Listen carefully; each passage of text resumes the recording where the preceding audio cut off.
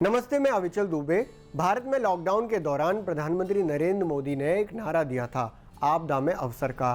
तब से लेकर अब तक उस नारे पर कई मीम्स बने, कई सारी योजनाएं आई और कई सारे इम्प्लीमेंटेशन हमने देखे। लेकिन असल इम्प्लीमेंटेशन एक व्यक्ति ने करके दिखाया है और उसका वो जिक्र भी कर रहा है। इस लड़के का नाम है रंजिम प्रबल दास। ये रंजिम प्रबल दास वही हैं जिन्होंने आईआईटी मेंस की परीक्षा में 100% हासिल किया है। वो उन 6 छात्रों में से हैं जिन्होंने आईआईटी मेंस की परीक्षा में पूरे अंक प्राप्त किए हैं। रंजिम प्रबल दास की सबसे पहले आप ये बात सुनिए जिसमें वो कह रहे हैं कि कोरोना ज़रूर उनके लिए घातक रहा, लेकिन कुछ फ़ायदे कोविड के दौरान उनको हुए। मेरे लिए तो मतलब मोर प्रोज वाले साइड में है, क्योंकि पहले जब फिजिकली आना जाना करता था मैं, तब थोड़ा टाइम चला जाता था, बस के लिए भी वेट करना होता था। तो लेकिन अब डिजिटल क्लास है तो क्लासेस क्विकली एक्सेस कर पाते, तो उसमें टाइम सेव हो जाता था। और दूसरा ये कि मतलब पहले तो फिजिकल क्लासेस में तो क्लास में जब बताते थे वो बस अगर छूट गया तो फिर बाद में पूछना पड़ता था। बट ऑनलाइन के वजह से अब वो क्लासेस रिकॉर्ड भी हो जाती है, तो बाद में भी अगर समझना है तो उसी को एक्सेस कर पाता था। रंजिम ने बताया कि किस तरह से घर पर स्टडी करने से उनका आने जाने का वक्त जो है बचा। इसके अलावा जो डिजिटल स्टडी में कई चीज़ें रिकॉर्ड कर सकते हैं, उसके बाद उनको बार बार दोहरा कर देख सकते हैं, ये भी उनके साथ हुआ। रंजिम ने कुछ ड्रॉबैक्स भी बताई कि कोविड के दौरान उनको क्या दिक्कतें हुई। जब वो खेलने जाते थे वो बंद हो गया। इसके अलावा जो चीज़ें थीं वो उतनी बेहतर नहीं रहीं। दरअसल रंजिम को कोरोना भी हो गया था और अपनी स्टडी के दौरान कई सारा वक्त उनको इस तरह से बिताना पड़ा जिसमें उनको स्टडी छोड़नी पड़ी। लेकिन कोरोना ठीक होते ही वो स्टडी में लग गए। एवरेज में तो मैं 8 आवर्स पढ़ता हूँ, बट वैसे मतलब मैं टारगेट बेस्ड स्टडी करता हूँ कि आज इतने टॉपिक्स कवर करने हैं, तो अगर इतने नहीं होंगे तो 8 से ज़्यादा भी आवर्स हो जाते थे, और अगर जल्दी हो गए तो फिर टाइम बच जाता था, तो प्लानिंग अगले दिन की उसी में हो जाती थी। और जब मुझे कोविड हुआ था, तब वैसे जब फीवर था तब उस समय मतलब ज़्यादा बैठना भी मुश्किल हो रहा था, तो उस समय तो मैंने पढ़ाई को रेस्ट ही दे दिया, क्योंकि हेल्थ ज़्यादा इम्पोर्टेंट है।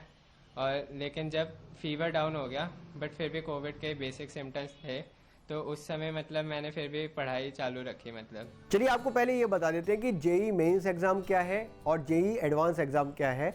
जेई मेंस का एग्ज़ाम का मतलब है कि जेई यानी कि जॉइंट एंट्रेंस एग्ज़ाम, जो इंजीनियरिंग की पढ़ाई के लिए आईआईटी में जाने के लिए छात्रों को देना पड़ता है। और इसमें जो बच्चे जेई एग्ज़ाम क्रॉस कर देते हैं उसके बाद उनको जेई एडवांस एग्ज़ाम देना पड़ता है, और एडवांस देने के बाद जब रैंक निकाली जाती है उस हिसाब से उनको आईआईटीज़ दी जाती हैं। जो देश में आईआईटी है, इंडियन इंस्टीट्यूट ऑफ टेक्नोलॉजी, जो इंजीनियरिंग के लिए सबसे बेहतर इंस्टीट्यूट माने जाते हैं देश में, उनको दिया जाता है। ये जेई मेंस एग्ज़ाम और जेई एडवांस एग्ज़ाम के बाद होता है। तो सबसे पहले आपको जेई मेंस क्रॉस करना पड़ेगा और उसके बाद जेई एडवांस क्रॉस करना पड़ेगा, जिससे आपको इंजीनियरिंग की पढ़ाई के लिए आईआईटी उपलब्ध हो जाए।